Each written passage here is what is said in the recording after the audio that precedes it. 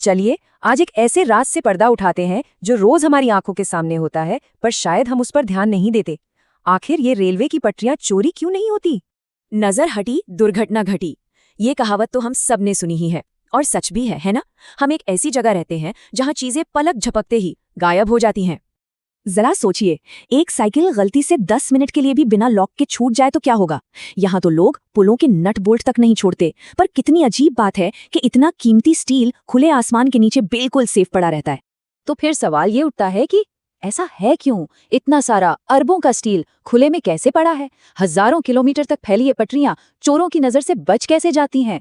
यही तो है वो पहेली जिसे आज हम सुलझाने वाले हैं। ये तो जैसे एक खुला खजाना है ना? तो चलिए सबसे पहले एक चोर की नजर से देखते हैं कि ये मौका कितना बड़ा है और कितना मुश्किल। अब जरा सीन सोचिए, ये पटरियां घने जंगलों से, सुनसान पहाड़ों से, वीरान रेगिस्तानों से गुजर रही हैं। न कोई गार्ड, न सीसीटीवी, बिल्कुल कुछ नहीं। 24 घंटे खुले में पड़ा हुआ हाई कार्बन स्टील किसी भी चोर के लिए तो ये जैकपॉट जैसा होना चाहिए। तो फिर कोई इसे हाथ क्यों नहीं लगाता? तो किसी भी चोर के सामने जो सबसे पहली और सबसे बड़ी दीवार खड़ी होती है वो है पटरी का वजन। ये देखने में जितना आसान लगता है उतना है नहीं। अंदाजा लगाइए, रेलवे पटरी के सिर्फ 1 मीटर के टुकड़े का वजन कितना होता है? लगभग 60 किलो। जी हाँ, सिर्फ 1 मीटर। और एक जो स्टैंडर्ड रेल पैनल होता है, मतलब पटरी का एक पूरा सीधा हिस्सा, वो होता है करीब 13 मीटर लंबा। तो इसका मतलब क्या हुआ? इसका मतलब हुआ कि पटरी के सिर्फ एक हिस्से का वजन हो गया लगभग 800 किलोग्राम। ये किसी एक इंसान के बस की बात तो बिल्कुल नहीं है। 800 किलो मतलब समझ रहे हैं, एक छोटी कार के बराबर वजन। अब सोचिए, किसी सुनसान जगह पर एक पूरी कार जितना भारी लोहा उठाने के लिए एक क्रेन चाहिए होगी, और चोरी के लिए क्रेन कौन लाता है? ये तो लगभग नामुमकिन है। लेकिन चलिए मान लेते हैं कि कोई चोर बहुत ही जुगाड़ू है और वजन की प्रॉब्लम सॉल्व कर लेता है। तब भी उसका सामना होता है एक छिपे हुए टेक्निकल जाल से। इस टेक्नोलॉजी को कहते हैं ट्रैक सर्किटिंग। बड़ा सिंपल सा सिस्टम है, पर बहुत ही असरदार। इसमें क्या होता है कि पटरियों को ही एक तरह से बिजली का तार बना दिया जाता है, जिसमें हमेशा एक हल्का सा करंट दौड़ता रहता है। तो होता यह है कि जैसे ही कोई चोर पटरी को काटने की कोशिश करता है, वो इलेक्ट्रिक सर्किट ब्रेक हो जाता है, और सर्किट टूटते ही सीधा नजदीकी स्टेशन के कंट्रोल रूम में अलार्म बज उठता है और सारे सिग्नल अपने आप लाल हो जाते हैं। रेलवे को फौरन पता चल जाता है कि ट्रैक के किस हिस्से में गड़बड़ हुई है।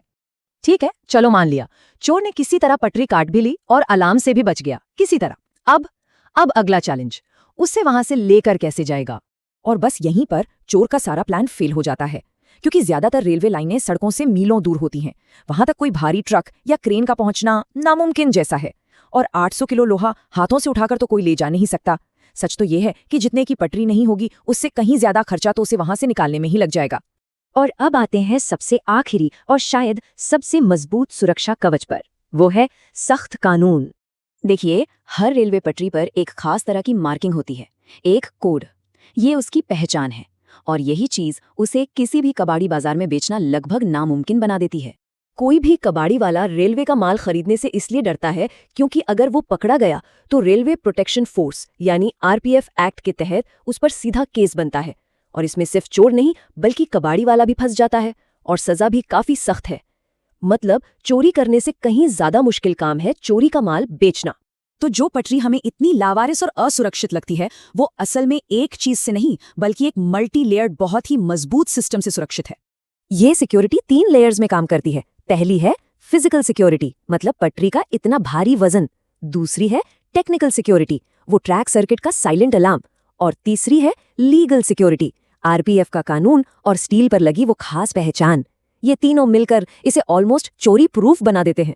तो अगली बार जब ट्रेन से सफर करें और इन पटरियों को देखें, तो इस बारे में जरूर सोचिएगा कि कैसे फिजिक्स, टेक्नोलॉजी और कानून की ये अदृश्य परतें चुपचाप अपना काम कर रही हैं। और ये हमें सोचने पर मजबूर करता है कि हमारे आसपास ऐसी और कौन सी अदृश्य प्रणालियां हैं जो हमारी दुनिया को ऐसे ही सुरक्षित रखती हैं।